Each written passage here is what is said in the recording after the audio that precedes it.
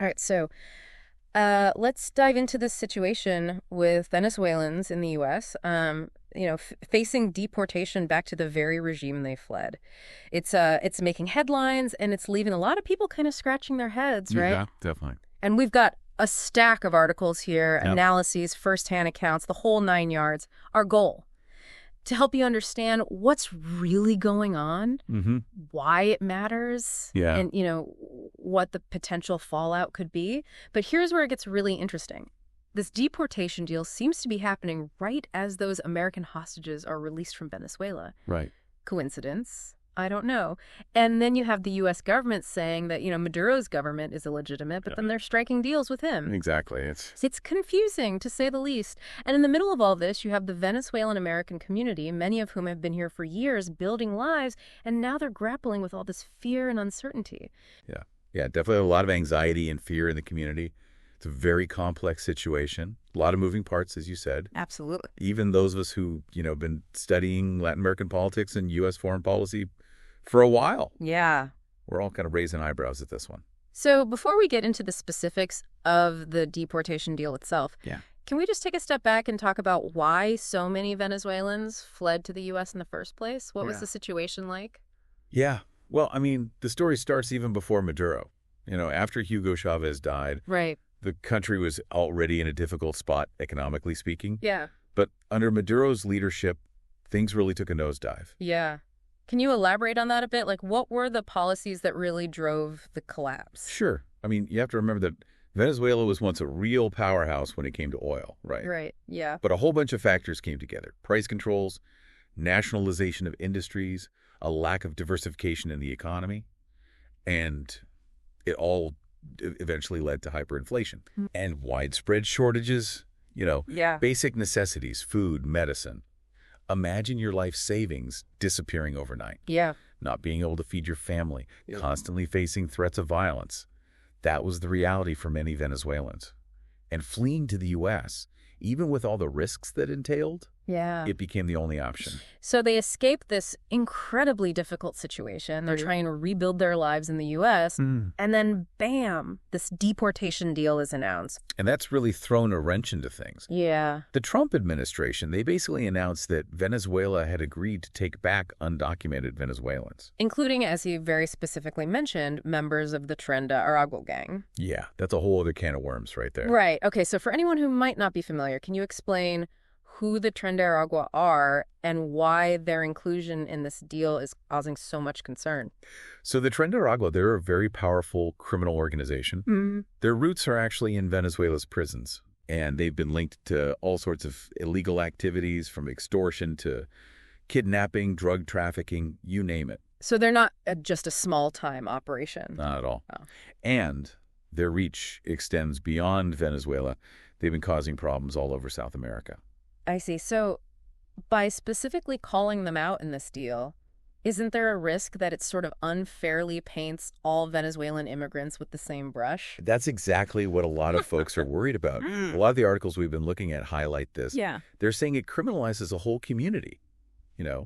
Like take William Diaz. Okay. He founded Casa de Venezuela, Orlando, and he talks about all the amazing things Venezuelans are doing here. Yeah. They're working hard in all kinds of fields. They're contributing to society. They're enriching American life. But that gets lost in all the noise about the Tren de Aragua. It's like this focus on a small group of criminals overshadows the reality of the vast majority of Venezuelans who are just trying to live their lives. And then, on top of this deportation threat, you have the issue of TPS being rolled back. Right. Can you remind us what TPS is and why it's so important for so many Venezuelans? Sure. So TPS, that stands for Temporary Protected Status. Right. It's basically a program that gives temporary protection from deportation to people from countries that are deemed unsafe. Okay. Because of war, natural disasters, things like that. Yeah. Venezuela definitely fits the bill, right? And TPS has been crucial for a lot of Venezuelans here. It lets them live and work legally without constantly worrying about being sent back to a dangerous situation. But the Trump administration has been scaling back TPS extensions for Venezuelans. What does that mean for these folks? Well, it's created a lot of uncertainty and fear. These are people who follow the rules, built lives here, and now they're wondering what their future holds. If they'll be forced to go back to the very place they risked everything to escape. And it's especially jarring because all this is happening as the U.S. is making deals with the Maduro regime. Which brings us to the real head-scratcher here. The U.S. calls Maduro illegitimate. They refuse to acknowledge the 2024 election results, and yet they're negotiating with him. How do you reconcile that? Yeah, it definitely seems contradictory on the surface. Yeah. On one hand, you have the U.S. condemning Maduro, imposing sanctions, supporting opposition figures. Right. But then they turn around and engage with his government, which seems to grant him a certain legitimacy. So is it all about those American hostages? Was this deportation deal some kind of bargaining chip to get them released? It's possible. But it could also be that the Trump administration is trying to appeal to certain voters by looking tough on immigration. Honestly, the real motivations behind this deal are still pretty unclear.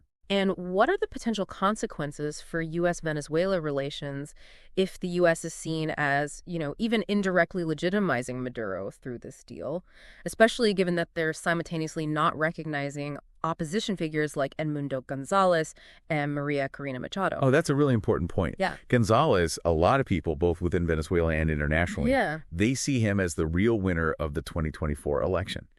And Machado, she's a very prominent opposition leader, and she's been incredibly critical of Maduro. But by engaging with Maduro while sidelining these figures, the U.S. risks undermining the entire Venezuelan opposition. It could further destabilize the country. It seems like playing with fire, potentially really far-reaching consequences. Absolutely, and we haven't even gotten to the human side of things yet. The stories coming out of the Venezuelan American community are just heartbreaking. We've been talking about all the political stuff surrounding this deal, but I think it's really important to talk about how it's impacting real people, Yeah. Our sources are full of stories from Venezuelans in the U.S. Right. And they're just full of fear and uncertainty. What are some of the things they're saying? Well, a lot of what we're seeing is this really deep sense of betrayal. Yeah. Like they feel used, like pawns in this political game. Yeah, between the U.S. government and Maduro. It's, exactly, caught in the middle. Yeah, and there's that quote from Adelis Ferro that really stuck with me. Oh, yeah. She's a leader in the Venezuelan community down in South Florida, and she called this whole deal a form of trafficking Venezuelans. It's a powerful statement. It is. What do you think she meant by that? Well, I think she's pointing out that a lot of these people, they didn't sneak into the U.S. They came here legally. They went through immigration hearings. They got parole status. They did things the right way. Exactly. They followed the rules, built lives here, and now they're facing being sent back to the very danger they escaped. And it's not just the Venezuelan government they're afraid of, right? No, not at all. Our sources mention an increase in persecution, even hate speech targeted at Venezuelans in the U.S. That's a real concern. I mean, Yeah. This whole deal, especially with all the focus on the Tren de Aragua, it just fuels that anti-immigrant sentiment, Yeah. It creates this climate of fear Yeah. where just being Venezuelan makes you a target. So they're caught between a rock and a hard place. Pretty much, yeah. Let's talk about Grisha Pacheco. Her story really stood out to me. Oh, yeah, she's a young woman. Came to the U.S. in 2017, and now she's facing deportation even though she has TPS. It's a heartbreaking case. Can you remind us how TPS is supposed to work and why her story is so important? Sure. So TPS is designed to protect people from countries where it's just not safe to go back. Right. Because of war, disaster, things like that. Yeah. And it lets them live and work here legally. And Grisha's case, it's just so symbolic because she's exactly who TPS is meant to protect. She came here, worked hard, studied, contributed to society. But even though she followed the rules and has TPS, she could be sent back. Just shows you the human cost of all of this. We also heard from Emilio Buitrago. Oh, right. He co-founded Cause of Venezuela, Pennsylvania. Yeah, and he was especially angry about Trump cutting deals with Maduro. What were his main points? He was basically saying, look, criminals, they should be deported, right? Doesn't matter where they're from. Yeah. But to go after all these Venezuelans who are here legally, working, paying taxes, contributing, he thinks that's absurd. It seems like he sees it as a betrayal of American values. Yeah, definitely. Yeah. Like he was really questioning what the U.S. stands for, if this is how they treat people. And it seems like there's this disconnect, between what the Trump administration is saying, all this stuff about being tough on immigration, protecting American interests. Right. But their actions seem to be doing the opposite. Well, yeah. I mean, look at the impact this is having. It's making people question America's commitment to democracy and human rights, especially when it comes to Venezuela. And what about the long-term effects for the Venezuelan people themselves? If the U.S. is seen as basically giving Maduro legitimacy, even indirectly, could that hurt the opposition even more? Oh, for sure. It could really set back any progress toward democratic change. Right. It sends this message that the world is willing to ignore Maduro's actions and let him stay in power. It seems like no matter what happens, someone loses. It's a tough situation. The U.S. actions are hurting Venezuelans, both here and in Venezuela. Is there any way out of this mess? It's really hard to say. Venezuela is just so complicated. There are no easy answers. Yeah. But the U.S. needs to rethink what they're doing. Stop focusing on short-term political wins and start focusing on policies that actually help the Venezuelan people. And what about the humanitarian crisis that's still happening in Venezuela? It's a huge tragedy, and it often gets overlooked. Yeah, with all the politics going on. Yeah, exactly. The people there are suffering terribly, and the world needs to do more to help. There's just so much to this story, and it keeps getting more complicated. Wow. It feels like we've just gone through, like, a crash course in politics, international relations, and human rights all at once. It is a lot to take in, for sure. Our listeners' heads must be spinning. So what would you say is, like, the most important thing we've learned from all this? What really stands out? Well, I think the thing that really hits home for me is, you have all this political maneuvering going on. Right. But it's real people's lives that are being affected. You know what I mean? Absolutely. Like the Trump administration, they want to look tough on immigration. Maybe they see this deal as some kind of strategic win, but it's the Venezuelan people who are paying the price. And we've heard those stories, right? People who escaped a terrible situation, did everything right, built lives here, and now they could be sent back. It makes you think, like, does the U.S. have a responsibility to protect these people, even if it means changing how we think about immigration? That's a really tough question, and I think it's one that everyone needs to grapple with. Yeah. But, if you zoom out a bit, it's really a question about what kind of country we want to be. Do we just do what's politically convenient, or do we actually live up to those ideals of offering refuge and protection? Yeah, it's a heavy question, and it's bigger than just this one situation, right? Oh, absolutely. This is about immigration, human rights, global responsibility, all these huge, complex issues. Right, and it can feel overwhelming. It can, definitely. Uh-huh.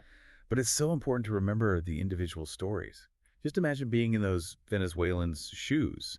Stay here and risk getting deported, try to disappear, or maybe try to escape to another country. It's just impossible choices. Yeah. It really drives home the point that behind all the policy talk and political speeches, these are real people whose lives are being turned upside down. Exactly. And it makes you realize how interconnected everything is, What one country does can have this huge ripple effect all over the world, impacting so many people. This whole deep dive has been, I don't know, it's been a lot. Anger, confusion, sadness, but maybe a little bit of hope too. Like maybe things can change. Well, I think it's far from over, but the first step to making a difference is awareness. Yeah, right. Shining a light on what's happening, letting people tell their stories. That's how we start to change the narrative. Yeah, and how we start demanding better for ourselves and for everyone who's just looking for a safe place to be. We've talked about so much, but this is really just the beginning, It is. We really hope that you, our listeners, will keep learning, keep engaging with this issue, and most importantly, speak up. That's so important. What's happening to Venezuelans here in the U.S., it's like a smaller version of these huge global challenges we're all facing. And the choices we make individually and together, they're going to decide what kind of future we create. So think about it. If you were in their shoes, facing, being sent back to the place you ran from, what would you do? It's a tough question, but it's one we all need to ask ourselves. We do. This deep dive, it's been about giving you the information you need so you can make your own decisions, have those conversations, and fight for a better world. Don't stop asking questions, don't stop looking for answers, and keep talking about it. That's how we make a difference.